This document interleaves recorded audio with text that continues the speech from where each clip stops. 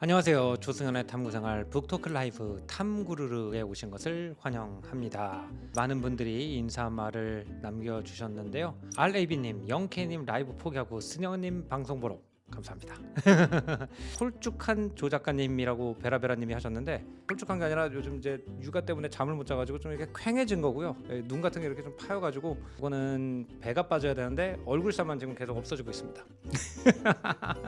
사실 우리나라 사람들이 옛날에 미국이나 다른 나라에 가면은 충격을 받을 때가 많았어요. 또 이렇게 유튜브 같은 데 컨텐츠를 보면은 미국 사람들 왜 이렇게 비만이 많지? 아니면 북유럽 사람들, 독일이나 영국 가면은 이렇게 맥주살이라고 해가지고 둥글둥글한 분들 많거든요. 그런 분들을 보면서 이 비만은 기본적으로 서구 국가들의 문제다. 걔네들 고기 많이 먹고 맥주 많이 먹고 버터 많이 먹어가지고 살찌는 거야, 이런 식으로 얘기를 많이 했어요.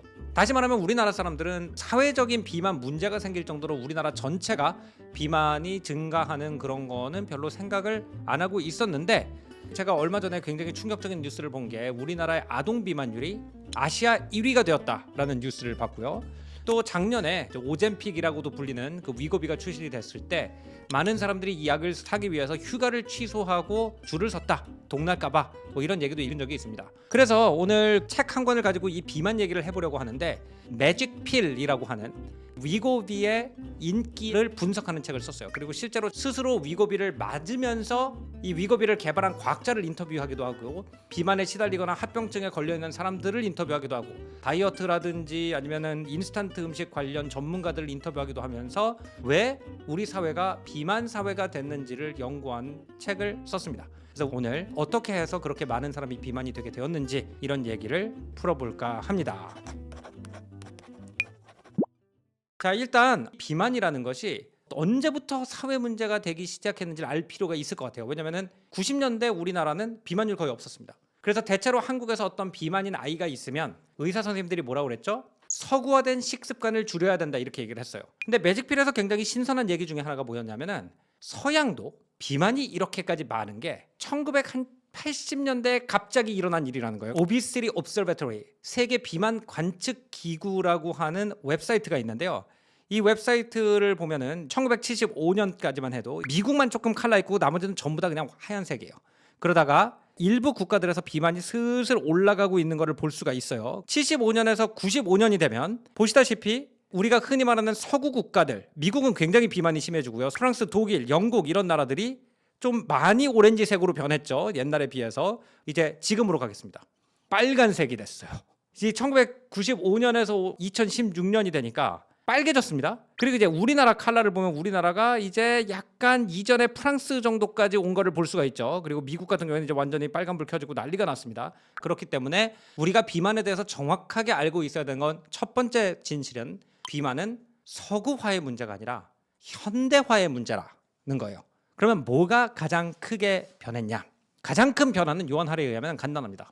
사람들이 집에서 요리를 안 해 먹는다는 거예요. 왜 이게 중요하다고 하냐면, 우리가 1990년대에 먹던 소세지와 지금 우리가 슈퍼마켓에서 대량 생산 공장에서 나오는 소세지의 함량, 뭐가 들었는지를 비교해보면 이 두 소세지는 완전히 다른 음식이라고 합니다. 그러니까 옛날에 소세지를 하나 먹은 거랑 지금 소세지를 하나 먹은 거랑 내 몸에 작용이 똑같지가 않다는 거예요. 그러니까 소세지 자체가 물론 살이 찌는 음식이긴 하지만 완전히 다르다는 겁니다. 그래서 우리가 흔히 생각할 때 아이들이 패스트푸드, 즉 햄버거, 피자 같은 거를 많이 먹어가지고 살이 쪄 라고 생각을 하는데, 피자나 햄버거 같은 것도 집에서 고기 갈아가지고 패티 만들어가지고 불에다 구워서 빵 사이에 껴가지고 먹으면은 지금처럼 살은 안 찔 수도 있대요.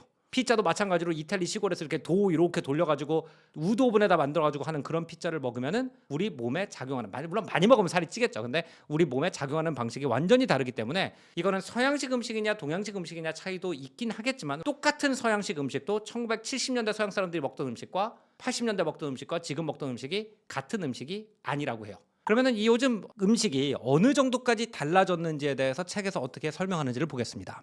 중요한 사실은 식품을 공업적으로 생산하기 위해서 극단적인 온도와 각종 스트레스를 견뎌내야 하는데, 그 과정에서 식재료가 엄청나게 손상된다는 점이다. 식재료 본래의 질감이나 풍미, 향이 되돌릴 수 없는 만큼 손상된다. 이렇게 만들어진 음식은 신선해 보이기는커녕 먹을 수 있을 것 같지도 않은 모습이다. 따라서 본래의 음식처럼 보이게 하려면 반드시 수많은 색소를 첨가해야 된다. 이렇게 공업적인 생산 과정을 거치고 나면 음식에 금속 맛이나 쓴맛이 생기기 일상이다. 따라서 거기에 향료, 광택제, 방부제, 응고 방지제, 용해제, 보존제, 착색제, 각종 산, 유화제, 이형제, 산화방지제, 증정제, 이게 좀 약간 얘기만 해도 약간 매스꺼워지지 않아요? 표백제, 감미료, 혼탁방지제 등 6,000가지의 식품 첨가료를 들이부어야 한다. 실제로는 아니지만 그럴듯한 말을 만들어내는 것이 우리의 일이라고 어느 식품 과학자는 말했다. 가장 흔히 사용되는 인공향료는 바닐린이다. 바닐린은 석유 화학 제품이나 목재 펄프, 톱밥 같은 것을 이용하여 화학적으로 만들어낸 가짜 바닐라다. 버터 맛이 나는 식품은 버터가 아닌 0.02%의 버터 추출물에 수많은 첨가제를 추가해서 만든다. 이런 음식을 먹고 살기 때문에 우리의 몸에 어떤 변화가 일어난다는 겁니다. 어떤 변화가 일어나냐, 사진으로 한번 보겠습니다. 이게 실제로 짤로 돌고 있는 건데, 요즘 음식 문화가 변하면서 우리 몸이 어떻게 바뀌었는지를 보여주는 이런 짤들이 굉장히 많고, 서양 사회에서 이런 문제에 대한 심각성에 대해서 굉장히 많은 논의가 이미 벌어지고 있어요. 오 사랑과 평화가 중요해 님이 저 약학과인데 바닐린 합성 실험 해봤어요. 숙룡님, 매장하면 시체가 안 썩는다. 뭐 이 정도일까요? 글쎄요. 옛날에 그런 말이 있었어. 우리 어머니 시대 때만 해도 이런 프로세스드 푸드, 가공식품에 대한 거부감이 심하던 시대였기 때문에 라면에 방부제가 많이 들어서 너 라면 많이 먹으면 나중에 시체도 안 썩는다 이러면서 겁줘가지고 못 먹게 하기도 했는데, 어쨌든 기본적으로 이 프로세스드 푸드가 모든 맛이 다 빠졌다 아까 그랬잖아요. 막 열을 엄청나게 가하고 막 이러면서 맛이 다 없어졌단 말이에요. 그럼 그 맛을 더하면 뭐 예를 들어서 가짜 토마토하고 진짜 토마토의 맛을 구분 못하게 하려면 어떻게 하면 돼요? 진짜 짜게 만들면 돼요. 아니면 진짜 달게 만들거나. 우리가 예를 들어서 어떤 음식을 딱 먹는데 이거 토마토랑 비슷한데 토마토 아닌데 라고 하는데, 이게 진짜 짜면 그냥 맛있게 먹어요 사람이. 그래가지고 대체로 이런 음식을 사람들이 먹을 수 있도록 만들기 위해서 인간의 포만감을 파괴하는, 우리가 배가 불러도 계속 먹게 만드는 맛이 있대요. 그게 단맛, 짠맛, 신맛, 이런 것들을 엄청나게 추가해가지고 우리가 배가 불러도 계속 먹는 인간으로 바뀌게 만든다고 합니다. 이런 음식을 먹다 보면 인간이 충분히 먹어서 그만 먹을래라는 감각과 본능이 없어지기 시작한다고 합니다. 그러면서 미국의 어떤 그 영화 짤 같은 데 있는 이렇게 배가 나왔는데도 계속 치킨을 먹고 있는 이런 사람으로 점점 변해갈 수도 있다는 거죠. 우리나라도 이제 비만율이 늘고 있는데, 우리나라 음식이 중독적인 방식은 서양 음식하고는 좀 다른 것 같아요. 피카라는 브랜드가 있어요. 거기서 소젤레라고 해가지고 전자레인지에 돌려가지고 그냥 플라스틱 트레이 채로 먹는 약간 이런 음식들이 있었는데, 그런 음식을 생각해보면 특징이 뭐냐면 그냥 무지하게 짜요. 그러니까 어떤 식으로 그 맛없는 거를 꾸역꾸역 넣게 만드냐 그러면은 소금으로 그냥 조집니다. 근데 한국 음식은 조금 더 위험한 방식으로 교묘한 것 같아요. 왜냐면 제가 언제 한번 건강 관련된 TV 프로그램에 출연한 적이 있는데, 그때 의사 선생님이 뭐라고 그랬냐면, 사람들이 유럽 음식이 되게 짜다고 생각을 하잖아요. 대부분 사람들이, 심지어 일본만 가도 한국 음식에 비해서 일본 음식 짜다 이런 분들 되게 많아요. 근데 의외로 한국 사람들이 소금을 더 많이 먹는데요. 근데 내가 이게 말이 되나? 유럽 음식이 얼마나 짠데? 라고 물어봤어요. 그랬더니 그분이 뭐라고 얘기했냐면, 한국 사람들은 짠맛을 못 느낀대요, 음식을 먹을 때. 왜 그러냐면 매운맛이랑 단맛이랑 짠맛이 같이 들어가기 때문에 그렇게 안 짜게 느껴진다는 거예요. 예를 들어서 다음번에 비빔냉면을 먹으러 가서 냉면을 먹지 말고 소스를 입에다 넣고 얼마나 단지를 감지해보래요. 왜냐면 우리가 생각할 때 케이크라든지 이런 건 단 음식이라고 생각하지만 비빔냉면은 단 음식이라 생각 안 하잖아요. 근데 그거를 딱 한번 느끼니까 정말 엄청나게 달더라고요. 그래서 한국인들은 제가 생각할 때는 울트라 프로세스드 푸드라고 흔히 불리는 초가공 음식을 서양 사람들처럼 많이 먹지는 않아서 그거는 다행인 것 같고, 그 덕분에 서양만큼 비만이 높지는 않은 것 같아요 실제로. 그렇지만 한국 사람들이 가지고 있는 위험은 맵고 짭고 단 거를 한 음식에 집어넣기 때문에 염분과 당분과 매움이 같이 올라가면은 내가 얼마나 많은 소금과 설탕을 섭취하고 있는지 모를 수도 있다. 근데 또 한국 음식 특징이 뭐냐면 탄수화물에 단 소스를 쳐서 먹는 것 같아요. 밥에다가 단 소스를 올려 먹거나 아니면은 떡볶이처럼 이미 탄수화물에다가 또 탄수화물이 든 소스를 더 겹쳐 먹는. 그래서 비만은 그렇게 심하지 않지만 뭐 당뇨 위험이라든지 이런 것들이 또 서양 사람들보다 현저히 높다고 하더라고요. 자, 그다음에 제가 하나를 물어본 게 뭐냐면, 옛날에 우리 그런 말 많이 하잖아요. 19세기에는 뚱뚱한 게 계급 상징이었다. 뚱뚱하다는 거는 우리 집 곳간에 쌀이 넘쳐난다는 얘기고, 그러니까 이게 내가 부자라는 뜻이어서 그때는 이게 좋은 거였다 이렇게 얘기를 하잖아요. 그게 실제인지는 모르겠어요. 제가 1960년대 통계를 보니까 그때 가장 세계에서 부자 나라였던 미국만 비만이 있고 다른 나라는 비만이 하나도 없어요. 그 다음에 아까 보신 것처럼 95년까지 되면은 그 당시 잘 살던 선진국들에서 비만이 먼저 생겨나요. 근데 2022년 통계를 보니까 아시아에서 제일 비만이 높은 나라들은 제일 개인별 GDP가 낮은 태평양 군도 국가들이고 그 다음에 서양에서 비만이 높은 나라들은 되려 동유럽 국가들이에요. 근데 왜 그러냐? 기본적으로는 대량 생산된 게 홈메이드, 핸드메이드보다 무조건 싸죠. 그렇기 때문에 핸드메이드 음식을 먹을 수 있는 사람들 대체로 좀 돈이 있는 사람들일 거고, 가공 음식을 먹어야 되는 사람들은 대체로 돈이 없는 사람들일 거고, 가난한 사람들은 육체 노동을 많이 하기 때문에 훨씬 더 피곤할 거예요. 그렇기 때문에 집에 와가지고 요리해야지라는 생각이 안 날 겁니다. 그러다 보니까 그냥 오는 길에 가공식품을 사가지고 레인지에 돌려 먹든지 이런 경우가 훨씬 더 많을 거고, 그리고 이런 것이 극심해지다 보니까 라스베가스의 어느 지역에 가면은 아예 신선식품을 파는 슈퍼마켓이 하나도 없는 지역도 있대요. 그러니까 그 지역 사람들은 어차피 노동에 너무 지쳐있고 너무 바쁘고 너무 돈이 없어가지고 야채를 사 먹느니 냉동식품 사가지고 돌려 먹는 게 훨씬 싸고 시간도 절약이 되니까 그것만 팔리니까 슈퍼에 아예 아무 야채도 갖다 놓지 않은 그런 도시 전체가 있다고 합니다. 이런 걸 이제 음식 전문가들이 푸드 데저트, 음식 사막이라고 부르는데, 이런 게 한 가지 원인이고, 두 번째는 가난한 사람들은 아무래도 누가 아프면 병원비 걱정도 해야지, 애가 공부를 잘해도 학비 걱정해야지, 못하면 못해서 또 스트레스지. 스트레스 요소가 돈이 많은 사람들보다 훨씬 더 많죠. 근데 현대인들이 살찌는 이유 넘버 1이 가공식품이면 넘버 2는 스트레스라고 해요. 현대인들의 스트레스가 높다, 이건 누구나 알고 있는 얘기인데, 스트레스가 먹는 걸 엄청나게 부추긴다고 합니다. 이런 대응 기자는 상당히 널리 퍼져 있다. 어느 연금팀이 2004년, 2005년 미국 프로 미식축구 리그의 475개 경기를 분석했다. 과학자들은 홈팀이 경기에 패하면 다음날 피자 같은 위안 음식의 판매가 16%나 늘어난다는 것을 발견했다. 반대로 홈팀이 승리하면 이런 음식의 소비는 9% 감소했고, 열혈 팬들 사이에는 16%나 감소했다. 이게 그러니까 어른들 말 틀린 게 하나도 없는 게, 옛날 어른들이 뭐라고 그랬어요? 밥 안 먹어도 배부르겠다는 말 있죠. 야, 우리 팀이 이겼으니까 밥 안 먹어도 배부르겠다. 이런 현상이 일어난 거야 지금, 그죠? 그래서 이제 이런 여러 가지 요소로 인해서 딱 이 비만이 급증하는 시대에 태어났던 우리 요한 하리 작가님도 과체중으로 오랫동안 살아왔고요. 실제로 자기도 위고비를 막자는 결심을 했다 그래요. 그래서 위고비를 직접 맞아 보니까 굉장히 묘한 느낌이었다고 합니다. 왜냐하면 원래 인간은 기본적으로 음식을 먹으면 그만 먹어야지라는 포만감이 있는데, 이 포만감을 일으키는 호르몬이 GLP-1이라는 호르몬이래요. 그 위고비가 이 GLP-1을 만들어준대요. 그래서 마치 우리가 너무 먹었을 때 그만 먹어라고 인공적으로 만들어주는 거죠. 왜냐면 우리 음식이 이걸 못 만들게 하니까. 이걸 먹었더니 이제 당장 배가 안 고팠대요. 근데 묘한 게 뭐냐면, 배가 안 고프니까 먹고 싶지가 않잖아요. 근데 먹고 싶지가 않으니까 뭐가 일어나냐면은 다른 것도 하기가 싫어지더라는 겁니다.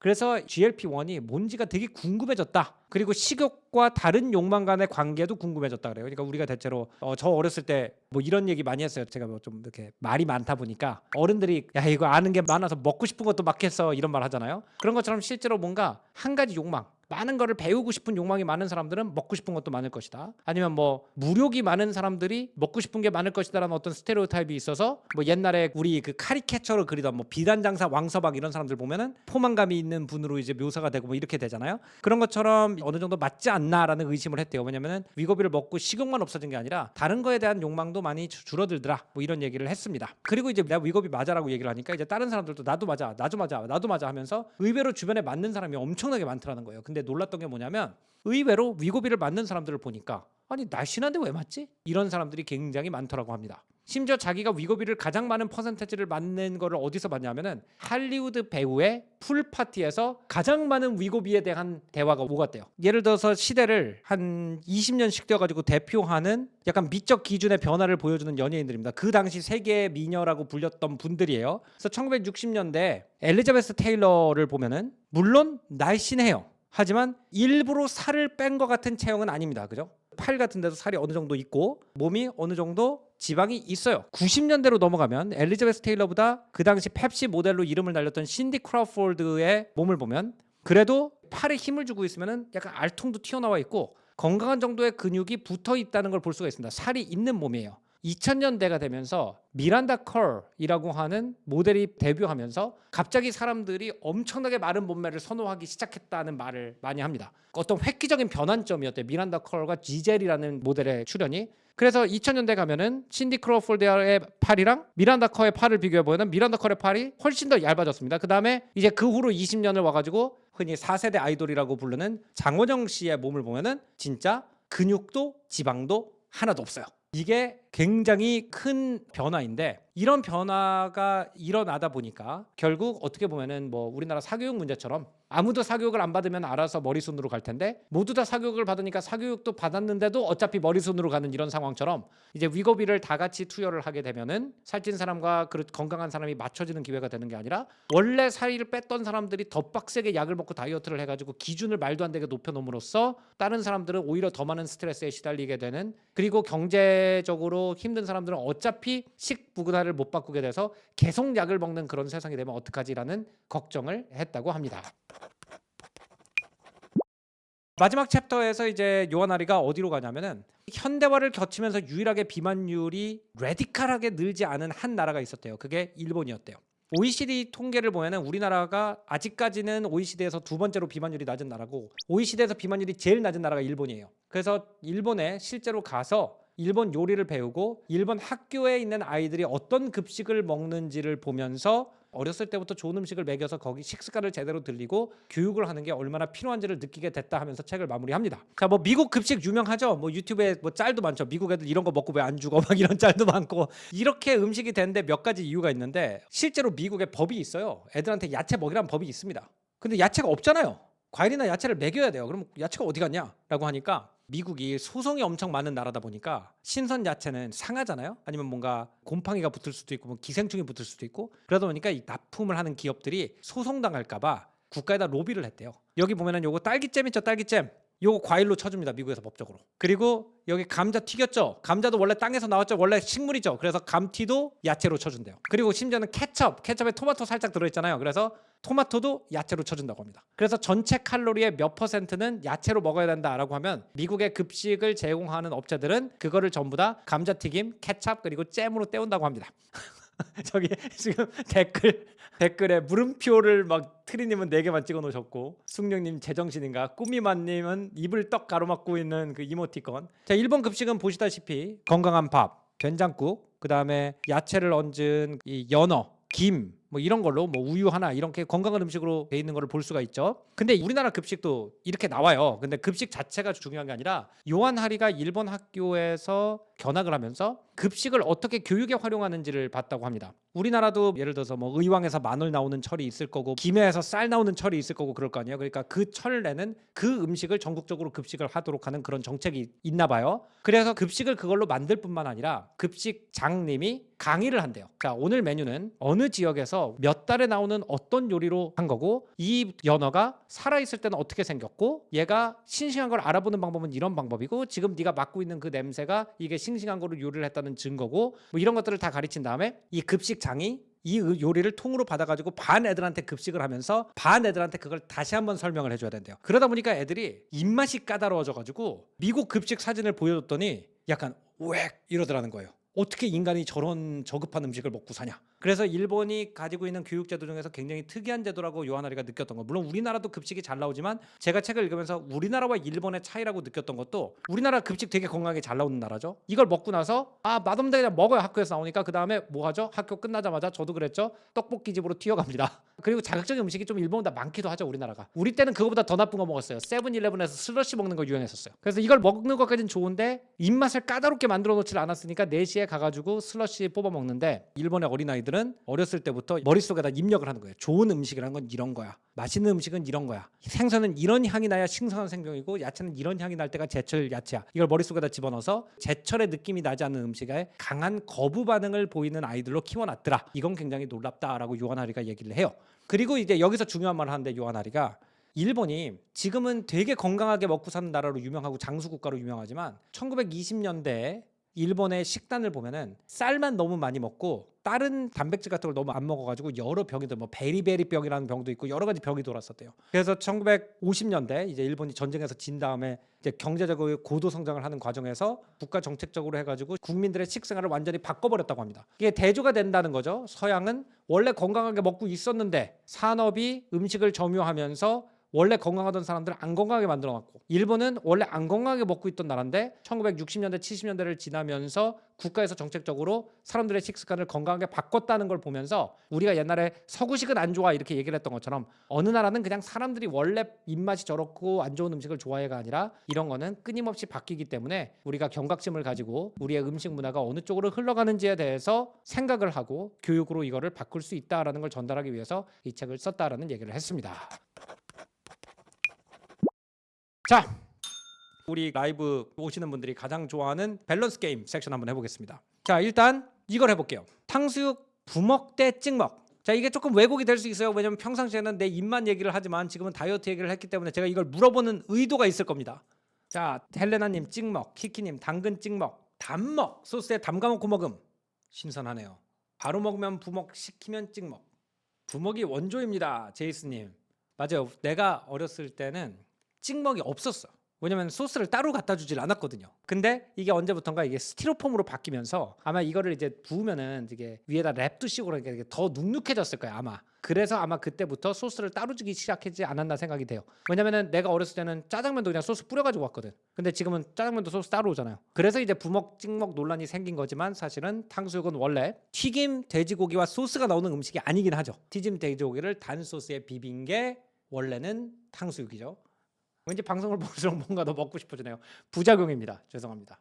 자, 보겠습니다. 찍먹 66%, 부먹 33%. 이것은 제가 생각할 때는 한국인들이 사랑하는 바삭함, 식감에 대한 집착 때문이 아닌가 생각이 됩니다. 식약청에서 공식적으로 찍먹을 권유한다고 했습니다. 부먹을 할 경우 소스를 2큰술 먹게 되고 30g.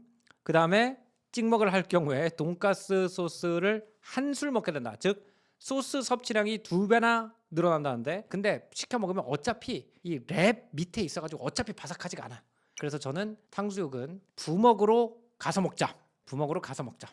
사실대로 말해 오늘 진짜 다이어트 아니지 먹방입니다. 제가 어디 짤을 이걸 봤는데 이거 진짜 재밌어요. 자, 여러분은 얼마 버십니까? 빵, 라면, 커피, 치킨, 떡볶이, 곱창, 술, 탄산음료 포기할 때마다 얼마를 주는지가 아래에 있습니다. 커피 포기하면 2억, 치킨 포기하면 2억 5천, 떡볶이 포기하면 3억, 곱창 포기하면 3억 5천, 술 포기하면 4억, 탄산음료 포기하면 5억입니다. 술 포기, 탄산 포기. 술은 무조건 아니요, 술은 다 합니다. 예. 불공평하죠. 소주만 포기한다고 4억이면 그럼 100세주 먹으면 되죠.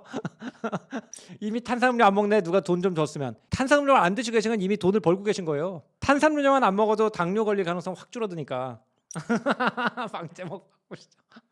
자, 저도 한번 해보겠습니다. 저는 일단 라면이랑 치킨은 안 먹은 지 꽤 됐어요. 그리고 저는 떡볶이를 개인적으로 그렇게 좋아하진 않는데 지금 와이프랑 연애할 때는 많이 먹었습니다. 그리고 곱창 저 원래 안 먹어요. 와, 돈 많이 번다. 탄산음료는 뭐 한 달에 한두 번 먹는데 안 먹으려면 안 먹을 수 있어요. 5억 준다 그러면 저는 바로 안 먹습니다. 요거 세 가지가 이제 저건데, 술은 제가 생각할 때는 올해까지만 먹고 4억 준다면 끊겠습니다. 올해 아들을 낳았는데 오래 살아야겠어요. 제가 그 애를 늦게 낳다 보니까 이런 생각이 들더라고요. 얘가 초등학교 들어가면 제가 50이에요. 얘 고등학교 졸업식 때 제가 환갑이에요. 그래서 이 생각하니까 아, 이거 술 끊어야 되나 이런 생각 살짝 나긴 나가지고. 근데 이게 이제 문제가 뭐냐면 제가 유럽에 친구들이 많고 유럽 왔다 갔다 하면서 그 친구들한테 들은 얘기로 컨텐츠도 만들고 그러는데, 프랑스 친구들이랑 앉아가지고 와인 한잔 해 그러는데 나 술 끊었으니까 넌 알콜로 줘 그러면은 아니야, 술은 살리는 걸로 하겠습니다. 술. 커피를 대신 끊을게요. 차 마시지 뭐. 홍차 마시겠습니다. 홍차에다 설탕 넣어가지고 마실게요. 그게 더 안 좋겠지만. 3억 플러스 5억 5천, 8억 5천, 4억 5억, 17억 벌 수 있을 것 같습니다. 빵은 아예 제가 언급을 안 했죠. 빵은 못 끊습니다. 빵은 못 끊기 때문에 17억이면은 저는 이제 자가로 인서울 자가로 이사 가겠습니다. 우리 오늘 한 라이브는 탐그르르 멤버십 존의 풀 영상으로 올라가게 되고요. 편집본은 저희 유튜브 영상 올라가니까 풀 버전은 멤버십 가입하면 보실 수 있습니다. 오늘 저녁 함께 해주셔서 감사하고요. 오늘은 요한아래의 매직필 얘기를 나눴는데 여기서 마무리하겠습니다. 모두 안녕히 주무시고 야식 시키지 마시고요. 안녕히 계세요. 제가 이제 비만에 관련된 좋은 영화를 무비 페어링 때문에 찾기 위해서 몇 개 봤어요. 근데 제가 이렇게 평상시에 엄청 관심 있는 주제는 아니에요. 근데 이 영화가 그렇게 명작이라고 해서 봤는데 한 1시간 반 동안 너무 재미가 없는 거예요. 아, 이거는 추천을 안 할까 생각을 하고 있다가 맨 마지막 장면에서 그냥 갑자기 어떤 일이 일어나면서 그냥 눈물이 막 그냥 쏟아지는데 내가 왜 울고 있는지도 모르겠어. 그냥 슬퍼요. 옛날 예술가들은 인생의 스테이지에 따라서 몸을 되게 다르게 그렸어요. 그 얘기는 뭐냐면은 그 당시 사람들은 어렸을 때의 몸과 청년 때의 몸과 어른으로서의 몸과 노년의 몸이 당연히 다르다는 것을 받아들이면서 살았다는 얘기도 될 것 같아요.